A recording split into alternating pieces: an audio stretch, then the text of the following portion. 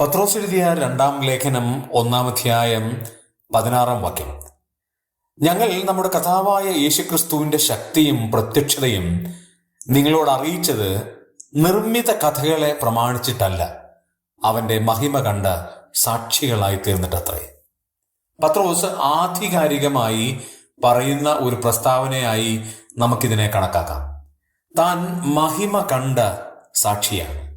എന്താണ് ആ മഹിമ കണ്ടത്? നിർമ്മിത കഥകൾ അന്ന് ധാരാളമുണ്ട്. ആ നിർമ്മിത കഥകളല്ല യേശുവിന്റെ കഥ. പിന്നെയോ യേശുവിന്റെ മഹിമ കണ്ടു. എങ്ങനെ? യേശുവിന്റെ പ്രവൃത്തിയിൽ. മറ്റുള്ളവരുടെ സങ്കടങ്ങൾ സ്വന്തം സങ്കടം പോലെ കണ്ട യേശുക്രിസ്തുവിന്റെ ആ പ്രവൃത്തിയിൽ ദൈവത്തിന്റെ മഹിമ കണ്ടു. യേശുക്രിസ്തുവിന്റെ ജീവിതത്തിൽ ദൈവത്തിന്റെ മഹിമ കണ്ടു. ലളിതപരമായ ജീവിതം, സാധു രീതിയിലുള്ള ജീവിതം, അതിൽ മഹിമ ആ ശിഷ്യന്മാർ കണ്ടു. യേശു കർത്താവ് ചെയ്ത അത്ഭുത പ്രവൃത്തിയിൽ മഹിമ അവർ കണ്ടു. ഓരോ അത്ഭുതങ്ങളും വളരെ വിഭിന്നവും മനുഷ്യർക്ക് ചെയ്യാൻ സാധിക്കാത്തതുമായ അത്ഭുതങ്ങളെ ചെയ്തതിലൂടെ ദൈവത്തിന്റെ മഹിമ വെളിവായി എന്ന് കാണാൻ കഴിയും. മാത്രവുമല്ല, സ്വർഗീയ പ്രസാദം അവർക്ക് ലഭിക്കുവാനായിട്ടിടയായി.